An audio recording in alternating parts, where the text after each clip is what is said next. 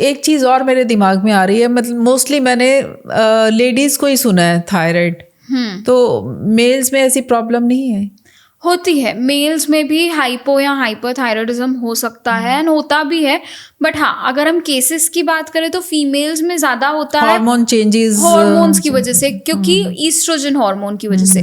तो oestrogen hormone अगर fluctuate हो रहा है फीमेल में, स्पेसिफिकली पीसीओएस के टाइम पे या मेनोपॉज के टाइम पे 45, 40, 50 के प्लस में, तो उस टाइम पे चांसेस ज़्यादा हो जाते हैं। और फीमेल्स का अगर रूटीन सेट नहीं है, क्योंकि बहुत सारी ऐसे हाउसवाइफ्स या फीमेल्स होती है जो अपना ध्यान न रखने की वजह फैमिली को पहले प्रायोरिटी देती है, विच इज़ गुड, बट साथ साथ में अपना ध्यान भी देना है। तो उनका खुद का स्लीप साइकिल बिगड़ रहा है, खाने पीने का समय बिगड़ रहा है, या प्रॉपर सही नहीं खा पा रहे, प्रायोरिटी दे दी कि सब जो है मेन फूड फैमिली मेम्बर्स को मिल जाए, तो वो बचा कुचा फिर वो कुछ न्यूट्रिएंट्स कम मिले या कुछ सैलेड कम मिला, या तो वो सारी चीज़ें जो होती है ना, बहुत सारे घरों में आज भी होती है। अपने पे इंसान कॉम्प्रोमाइज कर लेता है, चलो मैं यही खा लेती हूँ, जो मैं ये करेक्ट, या किचन में खड़े खड़े ही खा लिया, टाइम नहीं मिला, वो शांति से बैठ के नहीं खा रहे, खुद के लिए कोई एक्टिविटी नहीं कर रहे, तो वो सारी चीज़ें थोड़ा सा और ज़्यादा बिल्डअप कर देती है कि आपका थायराइड हार्मोन बिगड़ जाए। तो इसलिए फीमेल में चांसेस ज़्यादा होते हैं। मेजर रीज़न तो ईस्ट्रोजन की वजह से होता है।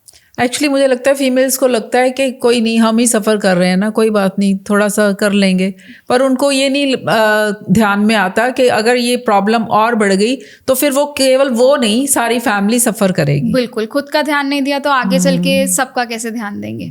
थायराइड से वेट बढ़ता है, क्या वेट बढ़ने से भी थायराइड होता है? मैं आपका थोड़ा सा वक्त लेना चाहूँगी हमारे transformation program I am wow के बारे में बताने के लिए। दुनिया भर से हज़ारों लोग इस प्रोग्राम की मदद से अपनी हेल्थ को ट्रांसफॉर्म कर चुके हैं। तो अगर आपका भी कोई हेल्थ या फिटनेस गोल है, जैसे कि आप अपने वेट को मैनेज करना चाहते हैं या फिर किसी भी तरह के लाइफस्टाइल डिसऑर्डर को नेचुरल तरीके से रिवर्स करना चाहते हैं, तो ये प्रोग्राम आपकी मदद कर सकता है। इस प्रोग्राम में आपको एक डेडिकेटेड डाइटिशियन का सपोर्ट मिलता है, जो हर हफ्ते आपके लिए आपकी रिक्वायरमेंट्स और चॉइसेस के हिसाब से डाइट प्लान बनाते हैं। हर हफ्ते आप उनके साथ वीडियो काउंसलिंग कॉल के थ्रू अपने सभी डाउट्स और क्वेरीज डिस्कस कर सकते हैं। इसी के साथ आपको हमारी ऐप का एक एक्सक्लूसिव एक्सेस मिलता है, जिसमें आपको बहुत सारी वर्कआउट वीडियोस, योगा वीडियोस, बहुत सारी हेल्दी रेसिपीज और भी बहुत कुछ कॉम्प्लीमेंट्री मिलता है। अगर आप इस प्रोग्राम की बाकी डिटेल जानना चाहते हैं तो डिस्क्रिप्शन में दिए गए लिंक पर विजिट कर सकते हैं। हाँ भी और ना भी, क्योंकि अगर वेट बढ़ने के बहुत सारे रीजंस हो सकते हैं कि हमारी डाइट सही नहीं है, कोई एक्टिविटी नहीं है, बहुत सेडेंट्री लाइफस्टाइल है, या और कोई हार्मोन्स बिगड़ रहे हैं, जैसे फीमेल्स में पीसीओएस हुआ, या डायबिटिक कंडीशंस हैं, या और भी बहुत सारे रीजंस हो सकते हैं, तो उसकी वजह से भी वेट गेन हो सकता है। बट हाँ, एक रोल हाइपोथायराइड भी प्ले करता है। थायराइड पेशेंट्स को कौन सी ऐसी एक्सरसाइज करनी चाहिए जिससे वो जल्दी ठीक हो पाए?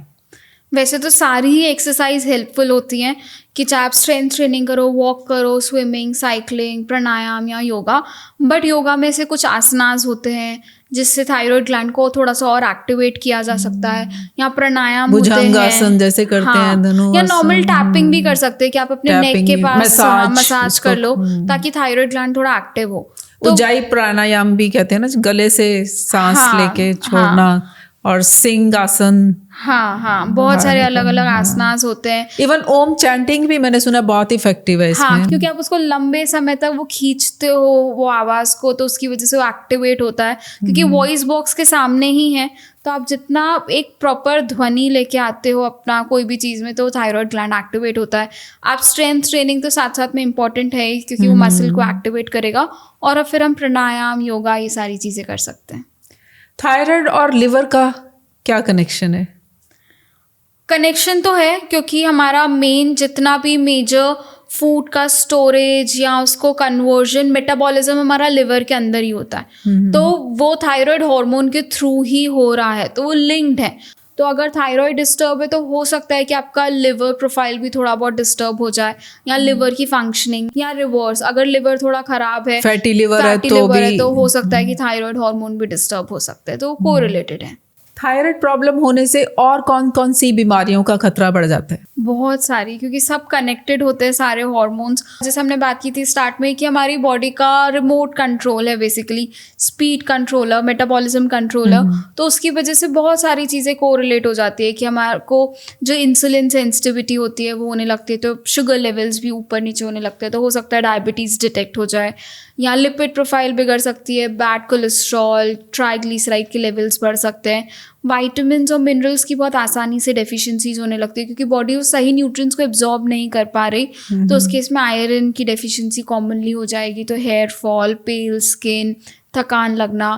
कैल्शियम की डेफिशिएंसी होगी तो बोन स्ट्रेंथ कम हो जाएगी, कैल्शियम लीच होने लगेगा तो ऑस्टियोपोरोसिस भी हो सकता है। विटामिन D3 की भी डेफिशिएंसी होती है, तो ये कुछ वाइटामिन मिनरल्स की डेफिशिएंट हो जाएंगे तो उसके सिम्टम्स, और साथ साथ कॉमनली हार्ट रिलेटेड प्रॉब्लम और शुगर डायबिटीज़ रिलेटेड प्रॉब्लम को रिलेटेड होती हैं।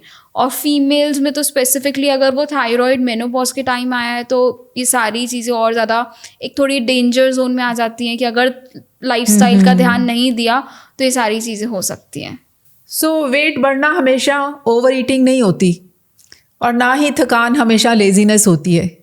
कई बार हमारे हार्मोन बोल रहे होते हैं कि कुछ हम पे भी ध्यान दीजिए। तो इन सब चीज़ों से हमें ना ही गुजरना पड़े, ऐसा क्या करें कि हम इससे बच के निकल जाएं? हाँ जी, ये बात तो सही है, prevention is better than cure. तो हमें अपने रूटीन पे ध्यान देना बहुत ज़्यादा ज़रूरी होता है। कुछ चीज़ें अपने रूटीन में ऐसी अपनाएं जिससे हमारे सारे हार्मोन्स बैलेंस्ड रहेंगे, और स्पेसिफिकली अगर हम हाइपोथायराइडिज्म की बात करें तो उससे हम बच सकते हैं। जैसे हमें कोशिश करनी है कि जो हमारा खाने पीने का तरीका है उसको हम सही करें। तो हम आगे बात करेंगे कि हम अपनी डाइट को कैसे बैलेंस कर सकते हैं, और हमने कुछ न्यूट्रिएंट्स की बात की है कि उस स्पेसिफिकली वो न्यूट्रिएंट्स अपने डेली रूटीन में इंक्लूड करें। नेक्स्ट हो जाएगा कि हमारी स्लीप साइकिल थोड़ी फिक्स होनी चाहिए, आपका जो भी सोने का टाइम हो बट फिक्स होना चाहिए। नेक्स्ट, अगर स्ट्रेस हो रहा है तो हम किसी से बात करें, अपने आप को लाइट फील कराएं, मन खोलें, डिस्ट्रैक्ट करें। अगर एक्सरसाइज करने से लगता है कि हाँ थोड़ा स्ट्रेस रिलीज हो रहा है, एक्सरसाइज करें, मेडिटेशन करें, ब्रीदिंग एक्सरसाइज करें जिससे स्ट्रेस थोड़ा कंट्रोल हो। कुछ ना कुछ टाइप की एक्टिविटी करते रहे, वॉक करें, योगा करें, स्विमिंग करें, साइकिलिंग करें, जो पसंद है वो टाइप की एक्टिविटी ज़रूर करें। तो एक्टिविटी, स्लीप, स्ट्रेस, फूड, ये मेजर पॉइंटर्स होते हैं। अगर इनको हमने ध्यान दिया तो हम सारे हार्मोन्स को इजीली बैलेंस कर सकते हैं।